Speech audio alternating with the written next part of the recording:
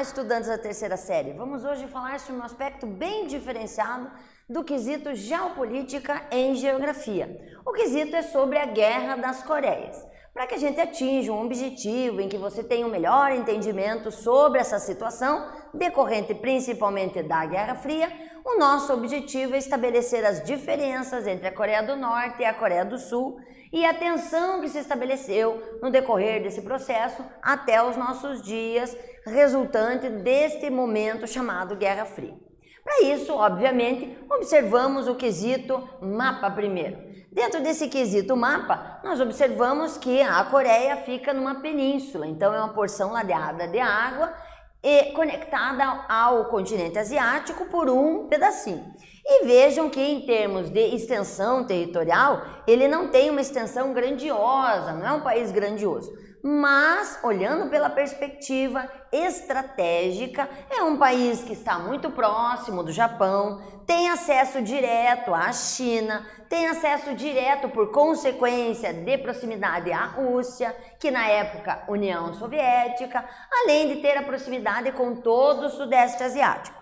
Então a Coreia, dentro da conotação estratégica, é muito interessante. Por isso, sempre teve a situação de muitos países quererem atingir a sua plenitude no sentido poder. Para isso, vamos estabelecer que não é somente da Guerra Fria que estabelece uma tensão. Essa tensão é oriunda de um momento anterior. Já em 1910, a Coreia é invadida pelo Japão. Em outro momento, se você pesquisar, você pode verificar que o Japão sempre teve esse estímulo de concretizar a noção imperialista. E a Coreia, estando ali do ladinho, obviamente sempre foi ponto de observação. Em 1910, ocorreu essa invasão que não deu bons frutos, houve o recuo. No final da Segunda Guerra Mundial, novamente foi invadida pelo Japão e novamente expulso pelas tropas coreanas. Já na posterioridade, uma vez terminada a Segunda Guerra Mundial, o que se percebe é que a Coreia começa a se dividir, como muitos outros países, na situação escolha de sistema econômico. Muitos estavam optando pelo socialismo, outros queriam permanecer no capitalismo, mas essa discussão gerou um conflito civil. E desse conflito civil, lógico, apoiado tanto pelas forças soviéticas quanto pelas forças estadunidenses, deflagra-se uma divisão entre o território coreano. Observe aqui a linha do paralelo 38, lembrem que paralelo é a distância horizontal até a linha do Equador, então na linha 38 nós vamos ter a divisão da Coreia do Norte para a Coreia do Sul. Nessa situação, objetivou-se de uma maneira mais amena a possibilidade de contemplar a maior quantidade de pessoas que apoiavam o socialismo na Coreia do Norte e, em contrapartida, a maior quantidade de pessoas que apoiavam a permanência do capitalismo na Coreia do Sul, que se estabelece aqui apoiado pelos Estados Unidos. Dessa maneira, estabeleceu-se um novo momento, e esse novo momento dava novas nuances de formatação. Essas nuances de formatação começam a ser percebidas já em 1950, quando os Estados Unidos inferem grande quantidade de território na Coreia do Sul com suas tropas, de maneira a estabelecer áreas de influência. Observem que aqui nós vamos ter então toda a situação da invasão, como é que ela foi acontecendo, aqui em 1950, depois já no mês seguinte, no outro mês. Vejam que Estados Unidos, de maneira muito interessante, ampliou-se no sentido de ocupação do território coreano. Já, obviamente, quando essas tropas começaram a ter essa repercussão maior, em contrapartida, começa a haver a invasão das tropas soviéticas. E dessa maneira, entra-se num conflito. Esse conflito não dura muito, ele vai até mais ou menos até 1953. Então, reparem, de 1950 a 1953, quando se fala em um amistício. Esse amistício de Banjul, ele vai fazer com que haja um acordo e desse acordo vai ser estabelecida aquela fronteira no paralelo 38, em 1948 já tinha estabelecido anteriormente. À medida que você tem, então, essa assinatura, nós começamos a observar as diferenças que se assentam e que vão se avolumando no decorrer do processo entre a Coreia do Norte e a Coreia do Sul. A Coreia do Norte, lógico que por influência de todo o sistema socialista que decorreu da Guerra Fria, nós vamos ter uma amplitude do sistema de trabalho, uma concretização maior do sistema agrícola e uma atividade econômica planificada muito parecida com a da União Soviética. Já de primeiro momento, a Coreia do Sul começou a desenvolver um amplo desenvolvimento, principalmente industrial, aplicando maciçamente recursos no quesito industrial, o que possibilitou um crescimento gradativo nesse setor, chegando até os nossos dias a configurar num grupinho chamado tigres asiáticos. Dentre essas características, é importante ressaltarmos como é que elas foram evoluindo. A evolução da Coreia do Norte ela vai acompanhar muito a evolução da União Soviética. Então, no decorrer do processo econômico que a União Soviética foi perdendo o poder aquisitivo, percebemos que a Coreia também começa a caminhar sozinha e a estruturar o seu modelo soviético. Dessa forma, você percebe que cada vez mais contempla-se um setor ditatorial, onde você vai ter um grande número de estatais e uma estrutura baseada num governo único, bem centralizador, praticamente de poder vitalício e exclusivo. Dentre isso, observe algumas características que ressaltam e mostram a situação de que a Coreia tem grande diferença, por exemplo, no televisão e no rádio, onde você destaca que não é nada fora da doutrina do Estado. Então, tudo que aparece na televisão e no rádio deve ser organizada e sustentada pela organização do Estado. Os visitantes também não entram a Deus dará, não é aquela coisa assim de vamos entrar quando quisermos. Não, só é permitido visitas com um aval do governo. E uma vez visitando a Coreia do Norte, você tem que ter uma pessoa autorizada do governo, não é uma empresa turística, é uma empresa do governo que vai sustentar e vai fazer com que você seja direcionado aos locais de turismo ou a possibilidade de conversar com pessoas. Isso tudo de acordo com a sustentação governamental. Agora, para nós darmos um break, vamos fazer esta atividade. Nessa atividade, observem que a divisão da Coreia do Norte e a Coreia do Sul é, de longe, um legado de maior expressão da Guerra Fria e da ordem mundial bipolar. Diante disso, explique as diferenças entre o regime socialista da Coreia e o regime capitalista da Coreia do Sul em termos estruturais, principalmente do seu início. Voltamos rapidinho.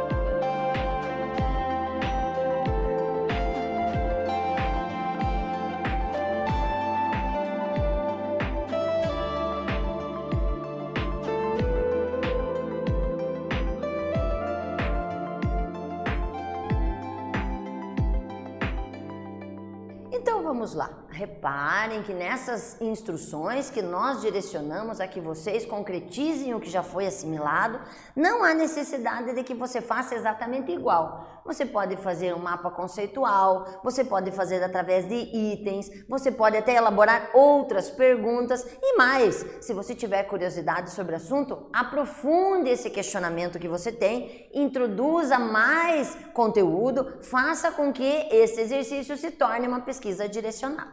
Bom, aqui nós direcionamos uma resposta de que você possa fazer um comparativo entre o aspecto capitalista e o aspecto socialista na Coreia. Do aspecto capitalista, nós percebemos uma economia totalmente voltada para o lucro, percebemos uma pressão externa grande por parte do mecanismo da globalização e da venda de produtos principalmente, a existência de uma sólida divisão de classe social, também uma questão ligada muito às prioridades econômicas e aos tipos de produto que a Coreia exporta, bem como um incentivo cada vez maior ao individualismo, possibilitado literalmente pela acumulação de riquezas. Já na Coreia do Norte, nós percebemos que os meios de produção, eles são literalmente pertencentes ao Estado, nós temos uma concentração de tudo em volta para identificar o aspecto da comunidade, também percebemos uma redução nas classes sociais, não significa que não as tenha, mas elas são em menor quantidade, bem como uma primazia de que o Estado é o organizador de tudo e controlador desta economia planificada. E isso literalmente faz com que o indivíduo dentro dessa caracterização tenha algumas de suas necessidades básicas atendidas no coletivo. Então aqui estabelecemos uma formatação diferente para que você veja que não há só uma maneira de responder perguntas abertas. Já na atual conjuntura, nós percebemos que ainda existem conflitos na Coreia. O que nós percebemos é que, vamos puxar em termos de data, a partir de 2013 nós verificamos que ainda existem uma grande tensão entre as Coreias. E estas tensões, obviamente, representam muitas vezes como o ditador da Coreia do Norte se posiciona em alguns aspectos, levando a ONU a intervir. Esse processo da ONU de intervenção se faz através do Conselho de Segurança, que pode inclusive mandar fiscais ou mandar agentes no sentido militar, os boinas azuis, para que façam exatamente o papel de fiscalizador. Uma vez que o país faz parte, a ONU tem esse direito. Além também de estabelecer bloqueios no sentido da venda de produtos ou de outros movimentos que representam melhoria no sistema comercial do país. E isso, logicamente, faz com que haja uma espécie de clima de tensão entre essas duas Coreias. A justificativa dessas arbitrariedades feitas pelo governo coreano do Norte é de que o país poderia, sim, sustentar toda uma otimização, principalmente no sentido de energia nuclear, e que contrapartida, obviamente, seria sustentação para que você estabelecesse uma espécie de defesa contra as tropas norte-americanas que uma vez já invadiram a Coreia do Norte. Isso tudo, logicamente, pensem, dentro de um território onde muitas pessoas de uma mesma família se dividem entre as duas Coreias. Então é uma situação muito complicada, muito tênue e muito difícil de ser organizada. Aqui algumas reportagens para que você veja, é muito fácil de você encontrar material na internet falando sobre vários mecanismos, até, por exemplo, uma das que eu acho mais interessante, na transmissão e na troca de pandas, para que haja possibilidade de reprodução. Aqui tem outros, por exemplo, veja a questão de proibição de gírias ou calça jeans na Coreia do Norte. Em contrapartida, você tem uma situação na Coreia do Sul, Japão e Estados Unidos, onde se verifica também a instalação da pena de morte, no qual a Coreia do Sul se coloca contrária, ou então outras situações de maneiras de tratamento de prisioneiros, ou outros quesitos que você literalmente encontra na mídia mostrando que, mesmo sendo um país de origem muito similar, tem um passado histórico bem conjunto, hoje apresenta diversas formas de viver. Dentro dessa caracterização, agora mais uma atividadezinha para a gente encerrar o bloco. A mídia possui grande influência na vida das pessoas, tanto positiva quanto negativa. Ela tem o papel de informar a realidade do mundo, além dos direitos e deveres da sociedade. Considerando que a Coreia do Norte é um país onde as pessoas não têm acesso às redes sociais, os canais de rádio e TV são do governo. Escreva 2 argumentos que possam a favor do governo norte-coreano e 2 argumentos contrários relacionados ao controle extremo das informações. Eu volto rapidinho com a possível resposta.